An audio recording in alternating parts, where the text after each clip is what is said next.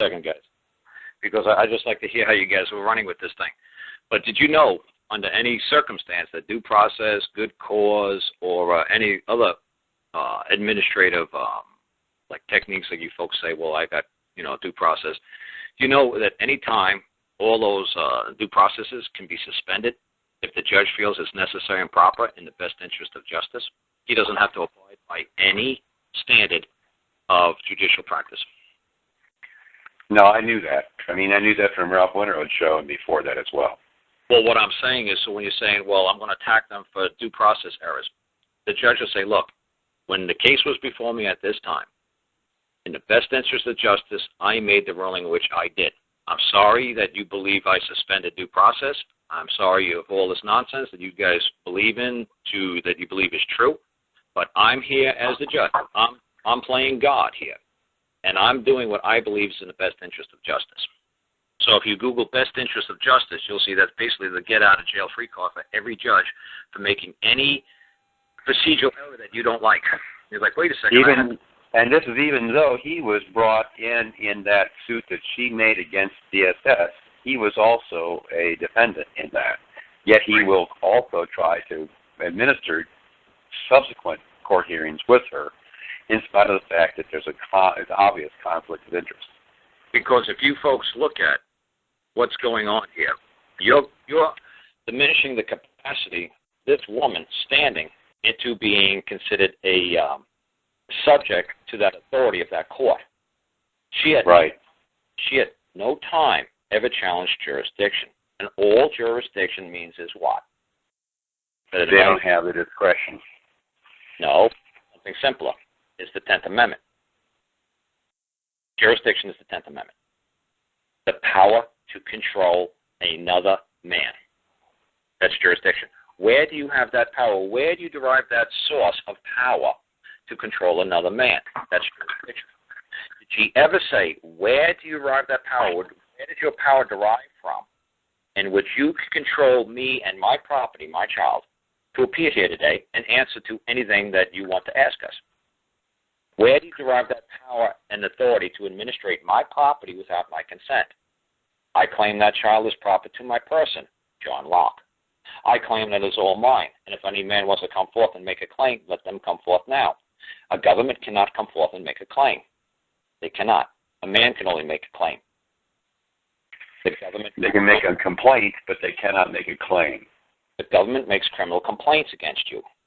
They do not make criminal claims against you because they don't have the capacity, standing, or status of man to make claims, because they're not going to be held fully liable for perjury or causing harm. They're going to say, well, I'm an attorney, I'm making a complaint, and just because you won the case doesn't mean you can sue me, because, you can't sue me because I got immunity, because or sue my bond or go after my insurance. When you do wrong, you're going to jail. You're going to presume and assume all liabilities for your acts. The attorneys and the government officials and the government agents don't want to presume and assume all liabilities for their acts. So they can only make complaints. They can't make claims. That's what complaints are such an amazing word. This woman never just came to court and just said, I am the woman known as, Sally Johnson. And then I say, Baby Johnson is my property. Because what's property? John Locke, what's property? All that I claim is proper to my person, that I have exclusive rights to control and enjoy, exclusive of all others in society. There you go. Because even my wife knew that in 2001 when I looked across the table when I was dealing with social service people. I said to my wife, I said, I'm your property, right? And she said, absolutely. And I said to the people, she's my property. And they go, oh, that's a horrible thing to say about your wife, that she's your property. I said, honey, do we have an agreement that I'm yours and you have the right to exclusively enjoy me and claim me as yours and yours alone, and that no other woman or man can make a claim of me and enjoy me without your consent? And she said, absolutely. I said to the women in the DHL and social service people, I said, that's property. And my rights are my property. My child is my property. Does anybody have the right to take my property from me, let them come forward now in a common law court, in a district court, in front of a jury, and convince a jury that I'm holding my baby, my property, unlawfully, that baby really belongs to somebody else. Come forward and make that claim, or forever hold your peace. That's how fast a common law trial by jury lasts. 2 seconds. It doesn't take years. It doesn't take months. It doesn't take anything. If you folks don't know how to just make a simple claim for that woman that you're trying to help in a local district court, not family court, just go to any local district court down there and saying somebody's holding my property without a proper claim, without right. They're administrating my property without right, and I demand that property be returned. And for every day that my property isn't returned, I'm going to charge you $1,000 a day, starting right now. And there you go. This is how simple my process is. Now, you guys could use all these big fancy things and try to do, due process was violated, cause. Look. The judge is going to just throw it the old, hey, well, in the best interest of justice, I thought it was necessary and proper. This is the best interest of the child that I made the ruling this way. Appeal me if you want. The judge might, if he were honest, might say public policy. He could give you whatever. But when it comes to a common law claim, the man in the black robe, everybody knows, is independent of the tribunal. It's me making my claim before the jury, and the other guy who's making the claim for my property is standing to my right. So the guy on the right of me is making a claim for my property. I'm on the left. I'm prosecuting the claim. I'm standing on the left, and we're pleading our heart out, begging the jury. We don't beg the guy in the black robe. We're not pleading our heart out. We don't make a pleading to the guy in the black robe. We plead our hearts out to the jury. Because the guy in the black robe is irrelevant. He's independent of what's going on in the trial by jury. Yep. That's why you want a trial by jury. And I guarantee family courts say, we don't do trial by juries. That's right. Not under your administrative codes. We don't. But do I have that right reserved to me as a man or woman in this country, in this nation? Yes. Article 6 and Article 7 of the Bill of Rights clearly stipulates that criminal procedures, I have the right to trial by jury. In a civil procedure, I have the right by a trial by jury. Well, the 7th Amendment, 7th Article of the Bill of Rights actually says if there's a matter of controversy exceeding over $20, that I can move a court of record under the common law to have that matter before trial by jury. So I believe my child is worth more than $20. Now, if you're thinking I criminally did something wrong to my child, I still have the right to bring it before a jury. But if you folks don't do the Billy Thornton thing and understand that as a defendant you have no rights, because as a defendant you're called a debtor, and a debtor is a slave to the creditor, you have no rights. You have no standing. You have no voice in these family court proceedings because you're playing the slave. Play the slave. You'll never get nowhere until you learn how to flip it around and be the claimant in just a local district court, filing a claim that somebody stole your property, stole your lawnmower, stole your bicycle, stole your child. Just make your claim and just get it before a trial by jury and let the jury determine it. In common law. And that's what I showed the Angela show months ago. I showed you guys, go to uscourts.gov, go to the 4th page, about 3/4 of the way down, all state courts are common law courts. So nobody can tell you state courts aren't common law courts, because you go to the evil empire, the United States, the evil person, the evil corporate fictional entity called the United States Courts.gov, and even the United States admits that all state courts are common law courts. There you go. You take your claim into a common law court. Any state court is a common law court. You make your claim. Say, I want my property returned. You stole my property. That's my property. I claim it's property on my person. I want them returned. Simple. Anybody tries to interfere with your right by the trial by jury, you explain to them that they're going to hold them personally liable. And when if a Supreme Court case ruled that the clerk of the court gives you a hard time, you have to talk to the head judge of that court, because the court is split into 2 offices. You've got the clerk of the court's office, which is independent of the judges. You have to make both parties aware before you go on and turn around and sue that district court for interfering with your rights. You got to give the clerk of the court fair warning that she's interfering with your rights to file paperwork, and then you got to give it to her boss, which is the chief judge of that court. Yeah, but what if they just claim immunity and say you can't sue them or you can't make a claim against them or whatever they do? Well, what's funny is, as we went on a website the other day, and for the federal courts, and I found their insurance policies that said if they get sued because they interfered with somebody's common law rights, statutory rights, or hang on a second, somebody who's yeah, I found it called professional liability. The professional. Yeah, somebody's got making dinner or something. It's called the Professional Liability Insurance Reimbursement Plan. Okay, this is for the district courts, and it says the justification of why you need a professional liability insurance reimbursement plan.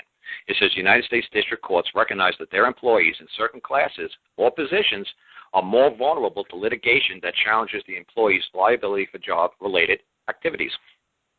And then it gives you a whole list of employees that can file a claim for reimbursement after they've been sued and been lost to somebody like me. It says the clerk of the courts, probation officers, bankruptcy administrators, deputy chief probation officers, pretrial service officers, financial administrators, assistant financial administrators, system managers, human resource managers, the jury administrators could be sued, and case administrators, supervisors could be sued. So all these people, if I want to sue these people, obviously there's an insurance policy that indemnifies them for loss after they've interfered with somebody's rights. And when you go down a little bit further in the policy, it says, definition of professional liability insurance. Professional liability insurance is insurance that provides coverage for legal liability for damages due to injuries to other persons or damage to their property or other damages or losses to other persons resulting from or arising out of any tortuous act, error, or admission of the covered individuals, whether under the common law, statutory, or constitutional, while in the performance of such individuals' duties as a qualified employee of the district court.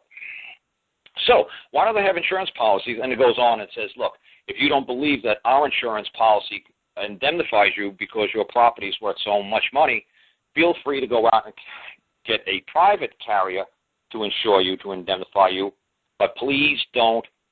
If you find a private carrier, do not try to sell it to other district court employees during business hours. Please do it on your off time. Do not sell insurance policies while we're conducting business from 9 to 5. Do it on your own time. So why would they pass this out to all their district court probation officers, clerks of the courts, that says if you commit an error or a torturous act, which means you deliberately went out and interfered with somebody's constitutional, common law, or statutory rights? Why would they feel that they need to provide insurance coverage? Because they're going to be sued. If there's no way you could sue them, why are they providing insurance coverage? Why are you buying insurance coverage that a rainbow purple ponies are going to fall on your house? Why would anybody buy insurance that you'd feel like that's ridiculous? That's never going to happen. Well, why are they providing insurance coverage to their federal district court employees if it can never happen? Obviously it can. Because you can't sue the office, like you can't sue the office of the governor. The way it's written to the constitutions is a beautiful, wonderful thing. You sue the evil man that puts on the governor's hat that day and goes out and says, I'm going to shoot all the homeless in my state because I'm the supreme law of the state according to the Constitution. Yeah, well, he still can't cause harm to another man. He still has a duty and responsibility for any other man. That's all those Nuremberg trial things. Just because the German soldiers said, well, Hitler made a law and we had to kill all these women and children, you still know your duty and responsibility to your fellow man of mankind. You still know your obligations. Regardless of what somebody else tells you, you're going to jump off the bridge? Well, if there's a law that says you got to throw your mama from the train, are you going to do it? Well, no. But if it says throw the Jew from the train, are you going to do it? Well, yeah. You can't do it. It can't be done. And that's why they all got killed, is they learned a lesson the hard way. You got to treat your fellow man the same way you want to be treated. Just because somebody thinks they're the supreme above somebody else in this land, nobody's supreme. Nobody's above anybody in this land. All men are equal in this land. Nobody could cause you harm. And if they interfere with your, it says constitutional rights, common law rights, or statutory rights, and you're going to be sued. People are going to, you could, after you've been sued and you lost, you could file a claim with us, and we'll reimburse you for whatever the guy sued you and won. Now, you can sue him. That's lawyers just telling you, oh, you can't sue the judge, you can't sue the clerk, or you can't sue the governor, or you can't sue the governor. No, I thought I read that on one of your documents, or something that you had filed somewhere that they were immune. And You're trying to sue the state or something? If you try to, what I'm saying is, if you try to sue the state, what aspect of the state are you trying to sue? All the people that take within that territory? Are you trying to sue the state, which is the land and the trees and the rocks? What part? There's so many different issues. Who are you trying to sue? But if you would sue something, you would sue the government of the state, because those people can be held liable as the government of the state. The government employees, you're suing them. You're suing the government of the state of Alabama. You're not suing the state of Alabama, you're suing the government of the state of Alabama. And then you're going after that agency, like I'm going to sue the DHO, the CPS, what you folks call it, DSS. I'm suing them. They're a branch, they are an instrumentality of the executive branch of the government of the state of Alabama, the person known as the state of Alabama. So there you go.